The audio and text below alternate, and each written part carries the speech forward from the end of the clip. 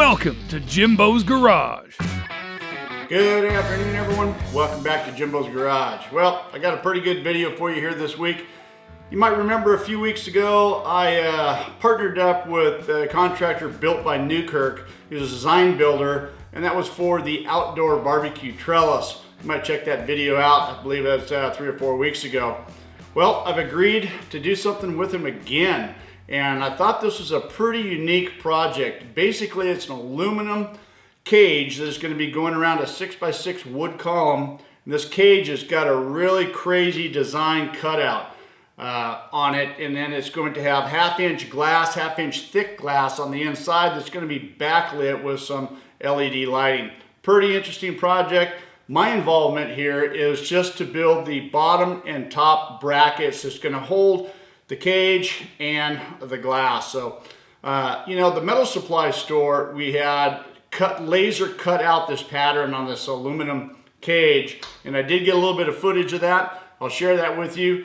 But right now I'm going to show you a little clip of this cage that we're working with, and then we'll get started on today's project. Alright, well there it is. Our part finally came off the laser cutter, and man, you could just see all the detail that's involved in this part right here. Now there's one more thing that they've got to do before they get it over the brake, and you can see the burn-in marks right here on this side. They're going to do what's called a jitterbug finish to it, which is going to take a lot of that burnout away and make it nice, give it a nice uniform finish. So anyways, this is what it looks like prior to going to the brake and getting all bent up. Alright, so we're getting started here. This is the material of choice here, is some 1/4 inch thick by 6 inch cold rolled material. Now if you guys don't know the difference between cold rolled and hot rolled, cold rolled is a lot more precise, clean metal. There's no mill scale on it. Cold rolled has got, well I should say hot rolled has got the mill scale on it. It's got some slightly deformed edges. So it's really nice to work with. You know, welds real clean. You don't have to worry about the mill scale. You can see that I'm over here at the slugger cutting everything to length and cutting all the pieces I need. I tried to make a 45 with this piece right here, and it just didn't quite open up far enough, and so I had to resort to my portaband. You know, the DeWalt is just something I've had in the shop here for the last couple of years, and I wasn't certain how it was going to work with what I was using or what I was going to be doing, and you know, so far so good. It's working out really good. You know, it has a slight disadvantage by only having a 5-inch throat. You can see that I can only go so far before I have to make some changes and cut the rest of the way. But I've learned to overcome that and learned how to figure out how everything works there. You know, I've experimented with a few different blades over the last year or so. 10 tooth, 14 tooth, 18 and 23 tooth per inch blades, and what seems to work the best, at least for me, for what I use, is the 14 tooth. It cuts pretty good, it lasts pretty long, and you know, the cuts are fairly accurate, and so it's a good choice for me. There are a lot of different options out there. You can see how well it works right here, making tons of cuts, and the cuts are nice and clean, and you know, as long as you got a steady hand and you can follow a line, it'll work out pretty good. You know, there's a lot of different options out there too. You know, Milwaukee's got one. I think Porter Cable's got one. I have no preference. I just got the DeWalt just because it was available, and I hooked it up with a Swag off-road table and a foot pedal. Been a pretty good saw for sure. Well, you can see I've got the pieces over here at the welding table, and then just assembling them, getting them nice and square, and putting some tack welds on it to get started. This is a pretty critical dimension right here. As a matter of fact, everything is critical on this particular project. You know, the contractors provided me with some 3D dimensional plans, I should say, and I'm working off of some dimensions here, and I was told that everything has got to be within a 1/16 of an inch, and yeah, that's kind of hard if you're a fabricator to get that close, but you know, I did the best I could, and it's working out pretty good. Now you can see that I had to clamp this thing down. I have to cut this thing right in half on a diagonal Now you see I'm using a cutoff wheel with no guard. I want to say this video was done a couple of months ago, and I've practicing safety these days, and so all my grinders now have guards on them. So anyways, I got through that, and now it's time to start drilling the holes in here. Now these holes are for mounting purposes. I'm going to be screwing these to the post that's going to be wrapped around, and I thought this would be a good time to get these holes drilled while it's apart. You know, I started thinking, you know, if this thing was welded together, it'd be a lot difficult to you know, get these holes drilled. So now's a good opportunity for that. And you can still, you know, guys, if you guys are my regular viewers, still notice this is the old Ryobi I've got up here. This is, like I said, this video was actually filmed a couple of months ago, and we're just now getting it put together here. All right, so here's the two pieces. Got the holes drilled in it. Now it's time to start assembling the pieces that go to the outside. This is the 1/4 inch thick base that actual glass is going to be sitting on, and you can see I'm just getting everything tacked into position here. Again, everything is, tolerances are really tight. Everything has got to be pretty much right on the money. I've had to make a couple of little adjustments to notch around a couple of welds to get everything to look right. And the whole time I'm checking for level, checking for square, checking for, to be sure everything is staying where it's supposed to. And surprisingly, it is so far. I haven't had any issues.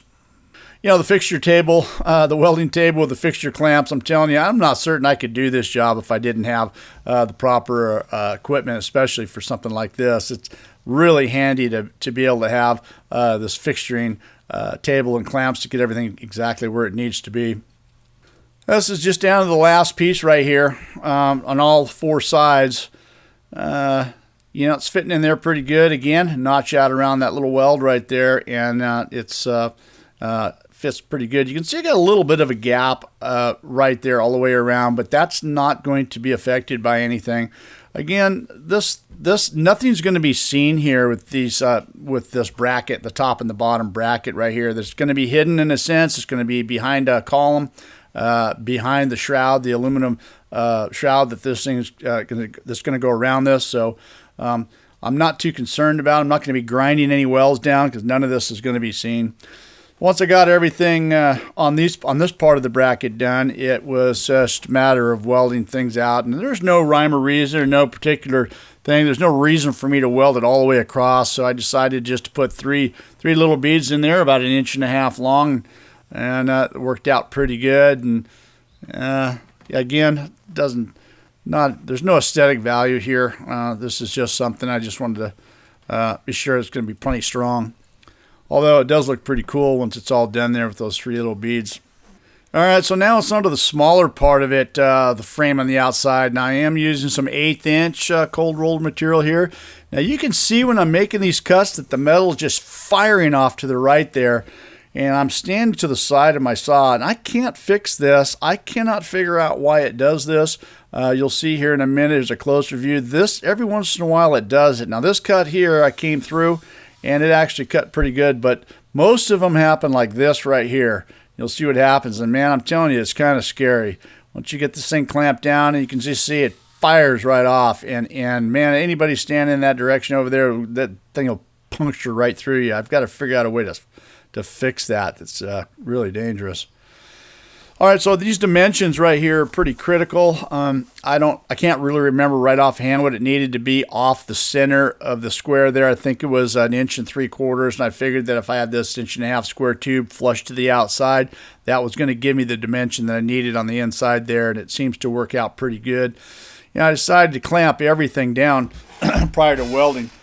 Speaking of welding, we're operating off the HCP ProPulse 200 here. I'm running some 9010 gas and some 35 thousandths wire for this project. All right, so just getting a couple of welds in here to hold everything in place, and it looks like everything is staying where it needs to. Like I said, I had everything clamped all the way around to be sure nothing was going to move around on this part. Again, everything's super critical. So far, so good. Coming together pretty good. You know, just a couple of tack welds on the inside there. The next piece going in here is actually the glass that's going to fit inside. So I can't get any welds to the inside. Everything's got to be the outside. I've got some wood spacers in there to the dimension I'm trying to hit, and then I'm just getting some tack welds on the outside. So that's going to leave that channel on the inside with just enough room for the glass to fit inside of it. And I just going along repeating the same process all the way around until I got that part of it done. All right, now that I got that all done, it's actually time to put the very last piece on. This is the outside piece. This is where that aluminum shroud is actually going to fit around and bolt to. So I'm just using these mag squares, getting everything into place. Again, all these 45s all the way from that square center section all the way out need to come together and line up. And you know, that again was pretty much of a challenge, but I was able to make it happen. So again, just trying to tack everything in place right here and be sure everything is going to fit up really good before I went ahead and finished everything out. And then I just repeated this process all the way around until I had that part of it done. And then it was time to go ahead and get some final welds and weld everything together. Alright, so there's the last of it. Finished welding them all out, and that's about as far as I'm going to go with this project. I think we're not going to get any more stronger with that.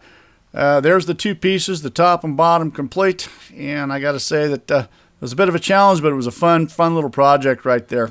And there it is with the aluminum shroud around it, and that's what it's going to look. That's what it looks like prior to going to the installation. And then this is the finished product installed with the LED backlighting on it. Pretty cool project. Hope you guys enjoyed the video. Don't forget to check out my website at JIMBO'Sgarage.com.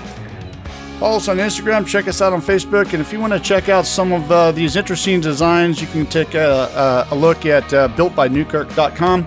He's got some pretty cool designs over there. Thanks for watching. See you guys next week. See you next time on Jimbo's Garage.